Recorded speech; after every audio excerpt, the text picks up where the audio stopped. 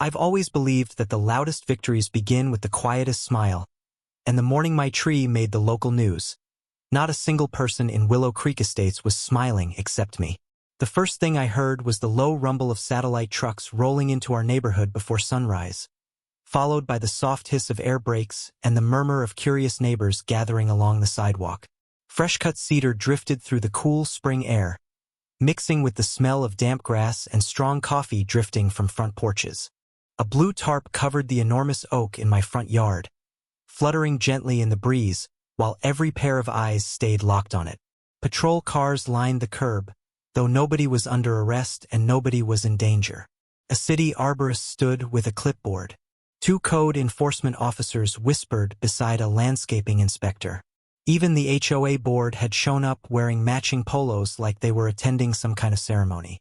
Patricia Holloway stood in the center of it all with her perfectly pressed white blazer. Arms folded so tightly I thought the seams might give up before she did. She kept pointing at the tarp, insisting someone had to stop me before the neighborhood's reputation was destroyed forever. The funny thing was, nobody had actually seen what was underneath yet. They were all arguing over rumors. Some thought I'd carved a giant eagle. Others guessed I'd turned the tree into some expensive art installation. One teenager swore he'd seen a drone photo online before it disappeared. Nobody knew the truth except me. I rested one boot on the lowest step of my lift, brushed a layer of pale sawdust from my jeans, and listened to the familiar metallic tick of my chainsaw cooling in the morning air. My hands still smelled like fresh sap. Tiny curls of green leaves clung to my sleeves. I'd spent 2 full days shaping every branch with the kind of patience my father taught me when I was just 10 years old. Every cut had been measured. Every angle had been legal. Every permit had been approved. That was the part Patricia never imagined. She thought she understood landscaping because she'd spent years measuring people's lawns with a ruler and handing out violation notices over mailbox colors and flower beds. I understood trees because they'd been my entire life. She believed authority came from a laminated HOA badge. I knew real authority came from knowing exactly where the law ended and where nature quietly took over. The television reporter counted down with one finger raised while her cameraman adjusted focus. Somewhere behind me a mockingbird chirped without a care in the world. Then the wind caught the edge of the tarp. It billowed once like a sail before I grabbed the rope and pulled. Gasps rippled across the crowd all at once. Coffee cups froze halfway to mouths. Someone actually dropped a phone onto the sidewalk. Patricia's face lost every ounce of color as the massive oak, perfectly healthy and beautifully maintained, revealed a topiary silhouette that could only be appreciated from the exact picture window she'd spent 3 years complaining about. That was the moment everyone realized this had never been about a tree. It had been about pride. And mine had just grown branches. Ethan Walker, 41 years old, certified arborist, divorced 3 years ago. The only thing I ever managed to keep alive after my marriage ended was the tree standing in the middle of my front yard. People think I love trees because I work with them every day. That is backwards. I chose this career because of one tree. My father planted that white oak with me on a chilly Saturday morning when I was 10 years old.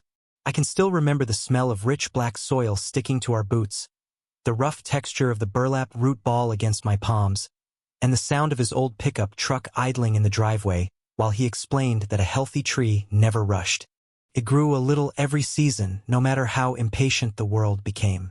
He spent 30 years trimming city parks, restoring storm-damaged maples, and teaching neighborhood kids the difference between topping a tree and caring for one. According to Dad, anybody could cut branches. Very few people actually understood how to help a tree live longer than they ever would. After he passed away from heart failure, that oak became more than landscaping. Every spring I measured its new growth with the same folding ruler he used to keep in his back pocket. Every fall I collected a handful of acorns and left one on his grave. Maybe that sounds sentimental, but everyone has one object that keeps conversations with people who are no longer here alive. Mine just happened to have roots nearly 20 feet underground. My house was nothing extravagant. A modest ranch-style home on a quiet corner lot outside Columbus, Ohio, with a detached garage that doubled as my workshop. The place smelled like cedar shavings, chain oil, fresh mulch, and coffee almost every morning. Clients from all over the county hired me to save trees that everyone else wanted removed. Storm recovery, disease treatment, structural pruning, heritage preservation. If there was a way to keep a tree standing safely, I usually found it. That reputation paid my bills and earned me enough respect that city inspectors often called me before approving preservation permits. When I bought the house 8 years earlier, the real estate agent described the oak as a maintenance issue. I smiled because I saw something completely different. Strong trunk, balanced canopy, deep roots. A tree that had already survived countless winters before I ever arrived. The neighborhood itself looked picture-perfect on postcards. Identical mailboxes, freshly edged sidewalks, flower beds trimmed with military precision. Lawns that smelled permanently of fertilizer every Saturday morning. Most neighbors waved. Some even brought over cookies when I moved in. Then there was Patricia Holloway.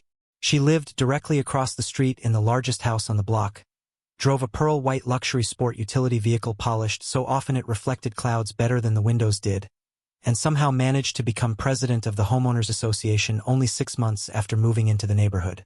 Patricia loved saying she protected property values. I noticed she spent far more time protecting her own opinions. At first, our conversations were polite.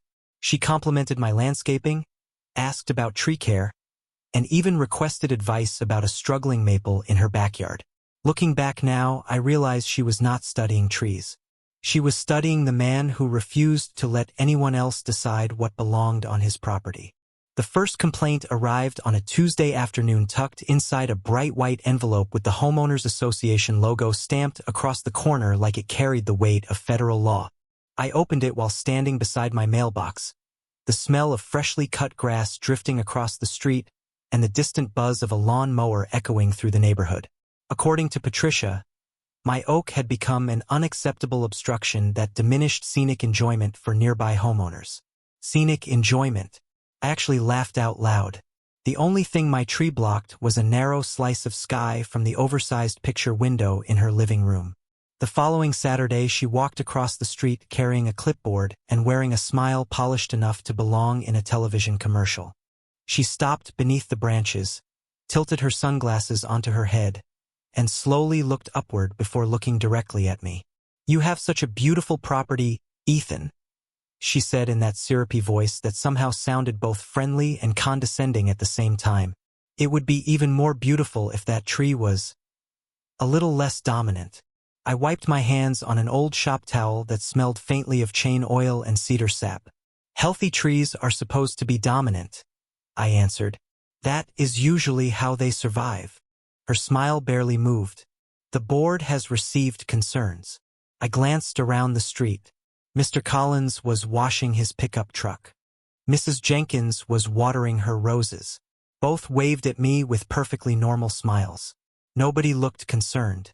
Patricia continued explaining how the neighborhood had invested heavily in preserving property values, mentioning sightlines, aesthetics, and community standards, as though she had memorized an entire dictionary of expensive-sounding phrases. Before leaving, she handed me a printed packet nearly 20 pages thick filled with highlighted sections of the Homeowners Association guidelines. I spent that evening reading every line while rain tapped softly against the kitchen window.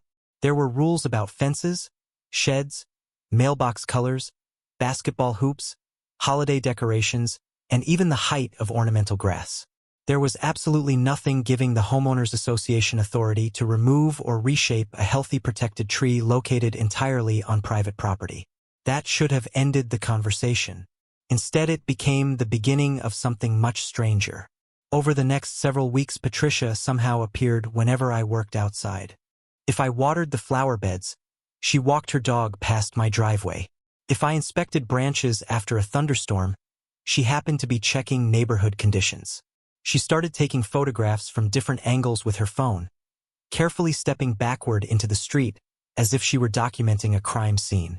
Every few days, another notice appeared in my mailbox suggesting voluntary compliance before further administrative review. The language kept becoming more dramatic while the actual problem remained exactly the same. Then one quiet Sunday morning, I noticed something that finally made me stop smiling. Fresh fluorescent survey tape, had been tied to two lower branches of my oak without my permission. Somebody had marked my tree. The bright orange plastic fluttered against the green leaves like a warning flag, snapping softly in the breeze while morning sunlight filtered through the canopy. I stood there holding the ribbon between my fingers, feeling the smooth synthetic material and wondering who believed they had the right to touch something that had stood in my yard decades longer than any of us had lived on that street. At that moment, I realized Patricia was no longer asking for cooperation. She was preparing for a fight she assumed she had already won. Monday morning began with the sharp click of a certified letter sliding through my mail slot before the sun had fully cleared the rooftops. The envelope carried the familiar Homeowners Association seal, but this time the paper inside felt heavier, thicker, almost proud of itself. Patricia had officially requested mandatory corrective action within 30 days. According to the notice, my oak allegedly created an unreasonable visual obstruction that negatively affected neighboring property enjoyment. There was still no actual rule supporting the claim, only carefully arranged sentences designed to sound authoritative. I folded the letter, poured another cup of coffee, and walked outside. The smell of wet mulch lingered from the overnight rain while tiny drops of water clung to every leaf above me. The tree looked exactly as it had the day before, healthy, balanced, and completely unaware that it had somehow become the neighborhood's greatest controversy. 2 afternoons later, I came home from a consultation across town and immediately noticed something wrong. As every arborist knows, healthy roots tell stories long before branches do. The soil near the base of the trunk had been disturbed. Small footprints crossed the mulch bed, and several shallow cuts had appeared where someone had pushed a shovel into the ground before apparently changing their mind. Nothing severe. Nothing permanent, just enough to make me wonder why anyone had been digging around a protected tree without permission. I crouched down and ran my fingers through the loose dirt. The earthy smell mixed with fresh sap from a recently scratched surface near one exposed root. Whoever had been there did not understand trees very well, but they had certainly tried to interfere with one. That evening I installed 2 additional security cameras overlooking the front yard. Not because I expected some dramatic confrontation, but because experience had taught me that documentation usually speaks louder than arguments. The quiet hum of the new cameras blended into the evening chorus of crickets, while the tiny status lights disappeared among the branches. 3 days later, another violation notice arrived. This one claimed the lower canopy extended beyond acceptable neighborhood aesthetics and encouraged immediate trimming by an approved contractor. I smiled at that phrase. Approved contractor. I had spent nearly 20 years earning certifications that allowed me to inspect heritage trees across 3 counties. Yet the Homeowners Association wanted me to hire somebody they preferred to work on my own property. Patricia was no longer pretending this was about a view. She wanted control. The following Saturday, she organized what she called a neighborhood beautification walk. Nearly a dozen residents followed her from house to house while she pointed at flower beds, shrubs, fences, and driveways with theatrical seriousness. When the group reached my yard, she stopped directly beneath the oak and lifted one hand toward the canopy like a tour guide presenting an ancient monument. She spoke about harmony, consistency, and protecting investments. I noticed something interesting. Most neighbors looked at the tree with admiration rather than frustration. Several even complimented its shade. One elderly couple mentioned how much they enjoyed watching birds nest there every spring. Patricia politely acknowledged every compliment before steering the conversation back toward property values. She could not convince people the tree was ugly, so she kept trying to convince them it was expensive. As the group wandered away, I remained beneath the branches listening to the leaves rustle overhead. Sunlight filtered through the canopy in shifting patterns across the lawn, and for the first time since all this had started, I stopped thinking about defending my tree. Instead, I started thinking about geometry, sightlines, perspective, and exactly how one particular window across the street happened to frame the entire upper half of the canopy. That evening, I spread every document across my dining room table the same way my father used to organize survey maps before a big restoration project. The warm smell of old paper mixed with fresh coffee, while a quiet rain tapped against the windows. Violation notices, property plats, certified letters, state statutes, the Homeowners Association bylaws. By midnight, I had highlighted every sentence Patricia had quoted in yellow and every sentence she had conveniently ignored in blue. The pattern became impossible to miss. She kept referencing broad language about neighborhood appearance while completely avoiding the sections limiting the Homeowners Association's authority over protected trees on private residential lots. She had counted on homeowners accepting official-sounding words without ever reading the documents themselves. Unfortunately for her, reading technical documents was a large part of my profession. Trees were regulated by city ordinances, county preservation standards, utility easements, and environmental codes. Precision mattered.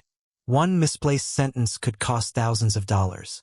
The next morning, I visited the city planning office carrying a folder thick enough to make the receptionist smile. The building smelled faintly of printer toner and polished tile, familiar scents that always reminded me of permit applications and long conversations with inspectors. An urban forestry specialist named Daniel greeted me after recognizing my company logo. We had worked together after a severe windstorm 2 years earlier. I explained the situation without mentioning Patricia by name. He reviewed my survey, checked the address, opened the municipal tree inventory, and looked back at me with raised eyebrows. "Your oak is classified as a preserved specimen tree," he said. "Nobody can require removal or significant alteration unless there is a documented safety issue." I asked another question that had been quietly forming in my mind all week. "Can I prune it?" Daniel smiled. "Of course, as long as it follows accepted arboricultural standards, maintains the health of the tree, and complies with clearance requirements. The shape itself is not regulated." I thanked him, collected printed guidance, and drove home with the windows down. Fresh spring air filled the truck while sunlight flickered through roadside maples. Somewhere between the planning office and my driveway, the first outline of an idea began taking root. It was ridiculous. It was childish. It was completely legal. Instead of arguing with Patricia about whether the tree should be trimmed, I would finally give her exactly what she had demanded, just not in the way she imagined. For the next several days, I stopped responding to every violation notice. Patricia interpreted my silence as surrender. I could tell by the satisfied wave she gave me whenever she passed my house. She even told 2 neighbors she was glad I had finally decided to cooperate with community standards. I simply smiled back and continued measuring branch spacing with a laser rangefinder every evening after work. I walked across the street several times at different hours of the day, carefully observing how the canopy appeared through the large picture window in Patricia's living room. Perspective changed everything. From most angles, the tree looked perfectly ordinary. From one very specific location, however, the upper branches aligned into a single uninterrupted silhouette. I filled pages of my notebook with sketches, measurements, and pruning sequences until every cut existed on paper before I ever started the chainsaw. My father always said that amateurs shaped branches while professionals shaped outcomes. Standing beneath that old oak one quiet sunset, listening to the leaves whisper overhead, I finally understood exactly what outcome I wanted. Friday morning arrived with clear skies, cool air, and the steady chorus of robins filling the neighborhood before the first garage door even opened. I backed my bucket truck into the driveway just after 7 o'clock, the diesel engine humming softly before settling into silence. The familiar smell of hydraulic fluid, fresh coffee, and damp bark surrounded me as I unloaded climbing ropes, measuring poles, pruning saws, and orange safety cones. Every tool had a purpose. Every cut had already been planned. I stapled copies of my approved pruning permit inside a clear plastic sleeve near the sidewalk where anyone could read it. Then I placed another copy on the dashboard of my truck. Transparency was part of the plan. Within 20 minutes, curtains started moving all over the street. Neighbors slowed their morning walks. Passing drivers tapped their brakes. Patricia appeared on her front porch wearing oversized sunglasses and holding a mug with both hands. Even from across the street, I could feel her satisfaction. She believed weeks of pressure had finally forced me to surrender. She watched as I raised the lift toward the first major branch, completely convinced she had won. The electric whine of the hydraulic boom echoed across the quiet subdivision, while sunlight filtered through thousands of green leaves overhead. I rested one gloved hand against the trunk for a moment before making the first precise cut. My father always said the first cut deserved respect because every other decision depended on it. Small curls of fresh wood drifted downward, carrying that sweet earthy scent only a healthy oak can produce. Hour after hour I worked with slow, deliberate precision. From the sidewalk the tree seemed to be shrinking in ordinary ways. A branch here, a cluster of leaves there. Nothing dramatic, nothing unusual. Patricia crossed the street twice, pretending to check community landscaping, while secretly counting the growing pile of trimmed branches near the curb. Around lunchtime she smiled and called out, "It is looking much better already." I smiled back without saying a word. She had no idea she was looking at only half the picture. Every 30 minutes I climbed down, walked to one specific spot directly in front of her living room window, and studied the canopy from exactly the same angle. Then I climbed back into the lift and adjusted another branch by only a few inches. Precision mattered far more than speed. By late afternoon, the neighborhood had become unusually quiet. People were no longer curious about whether I would trim the tree. They were curious why I kept checking the same viewing angle over and over again. Even Mr. Collins wandered over carrying a glass of iced tea and asked whether I was creating some kind of artistic topiary. I only chuckled and told him perspective was everything. As the sun began dropping lower, long golden beams stretched across the lawn and illuminated the upper canopy exactly as I had calculated. I made the final series of careful cuts, stepped back onto the bucket platform, and looked across the street one last time. The silhouette lined up perfectly. From almost every direction the oak still appeared beautifully natural, balanced, and professionally maintained. But from Patricia's favorite picture window, where she had spent months complaining about her interrupted view, the carefully shaped outline transformed into a bold, unmistakable symbol of silent defiance. I lowered the lift, stretched a massive blue tarp across the finished canopy, secured every corner with rope, and packed away my equipment before sunset.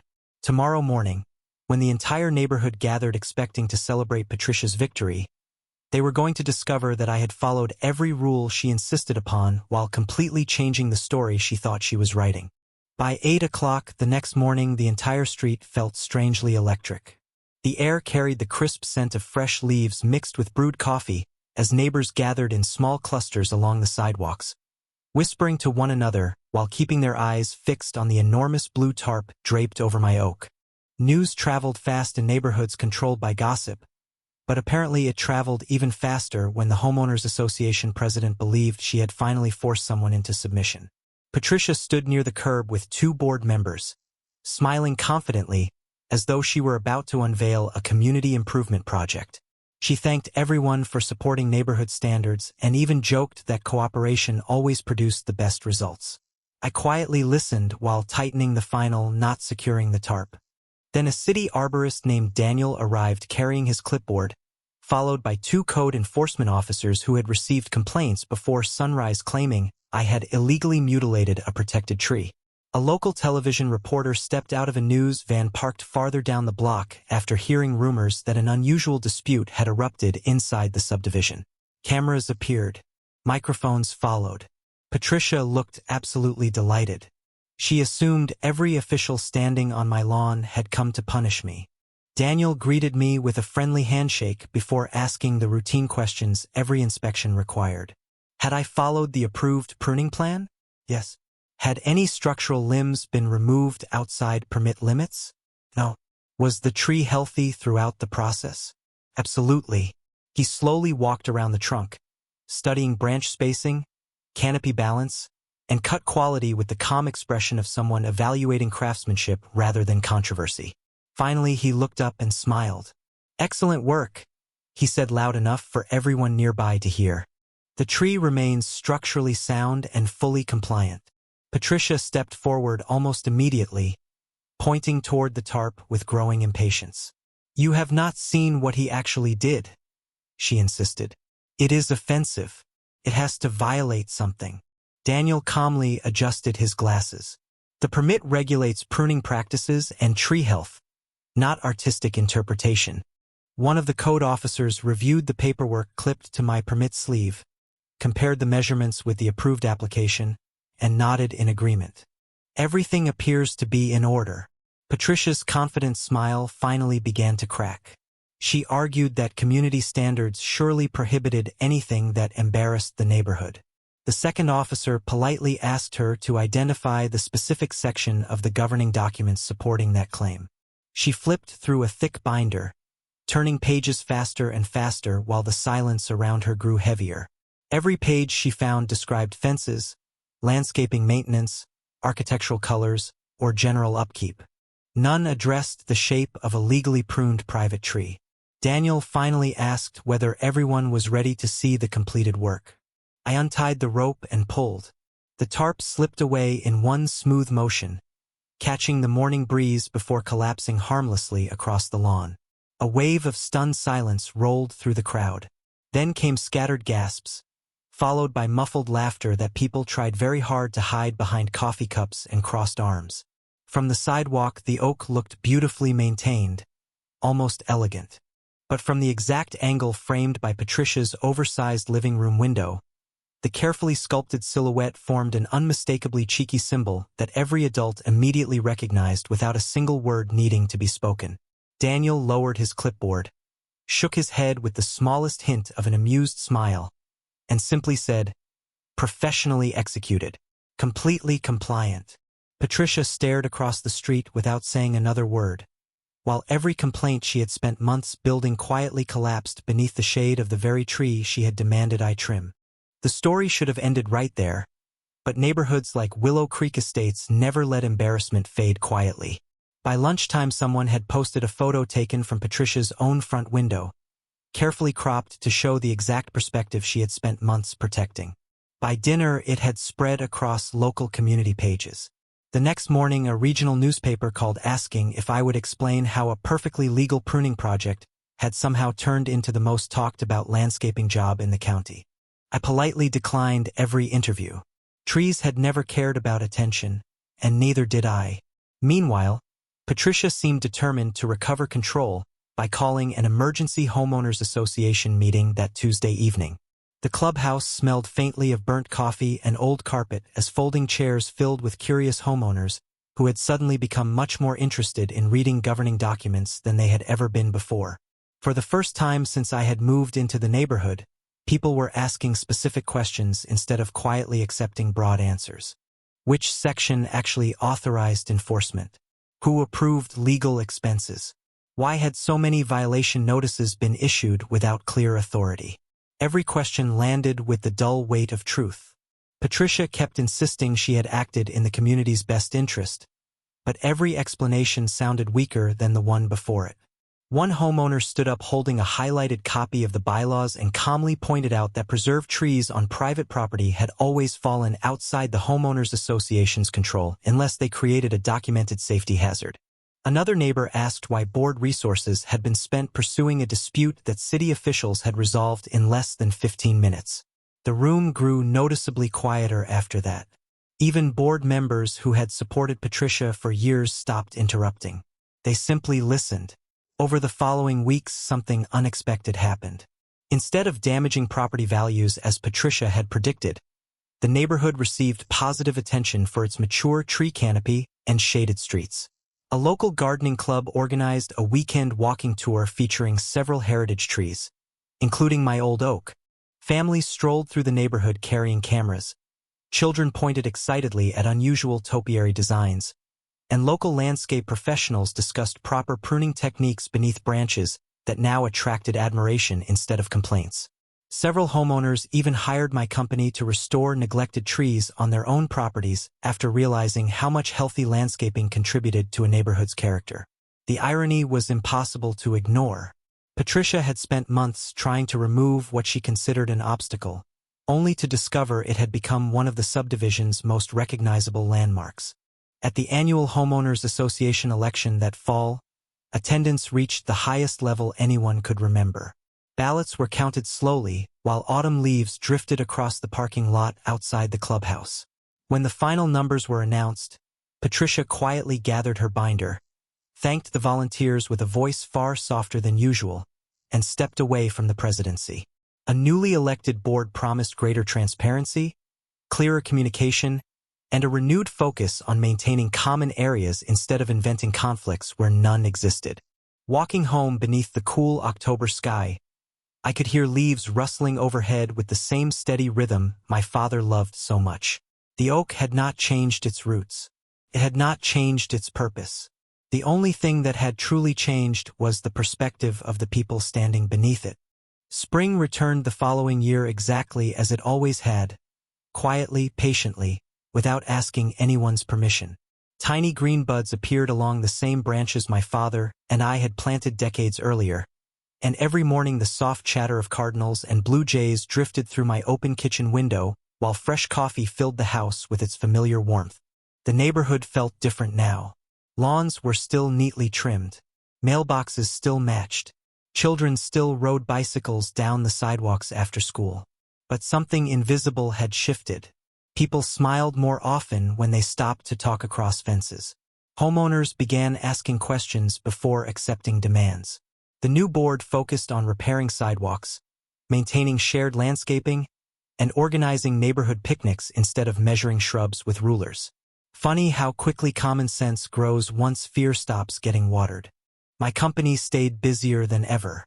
Several cities hired me to consult on preserving mature trees instead of removing them, and every time I stood beneath another old oak explaining why healthy roots deserved patience, I heard my father's voice somewhere in the back of my mind. Trees do not rush. They simply keep growing while people argue beneath them. Every few weeks someone driving through the neighborhood would slow down near my house, smile, and take a picture. From the sidewalk, the oak remained exactly what any certified arborist would hope to see: healthy, balanced, structurally sound, and thriving. Only from one very particular angle did the carefully sculpted silhouette reveal the joke that had become local legend. I never adjusted that angle again. Nature handled the maintenance beautifully. As fresh leaves filled the canopy every season, I performed the same careful pruning any responsible arborist would perform, preserving both the health of the tree and the perspective that had accidentally become its signature. One afternoon, nearly a year after everything happened, I found an old photograph tucked inside my father's weathered toolbox while cleaning the garage. It showed the two of us standing beside a sapling barely taller than my shoulder. His work gloves were covered with dirt. Mine were far too big for my hands. On the back he had written in faded blue ink, "Give it time. Strong things never need to shout." I stood there for a long moment listening to the gentle rustle outside as sunlight filtered through thousands of leaves dancing in the breeze. He had been right all along. The lesson had never really been about trees. It had been about patience, knowledge, and refusing to let someone else's need for control determine how deeply your own roots could grow. Looking back now, people often assume the funniest part of the entire story was the shape hidden inside that old oak. They are wrong. The funniest part was that Patricia got exactly what she demanded from the very beginning. The tree was professionally trimmed, carefully maintained, fully documented, completely legal, and healthier than ever before. She won the argument she insisted on starting. She simply lost control of the ending. Every time I step onto my porch now, I breathe in the scent of cedar mulch, hear the leaves whisper overhead, and watch the afternoon light move across the lawn exactly as it has for decades. The oak still stands where my father planted it. The roots still reach deeper every year. And whenever someone asks me what the whole experience taught me, I smile, look up into the branches, and remember that justice does not need to be loud. It only needs good timing, steady hands, and enough patience to let the truth grow into something impossible to ignore.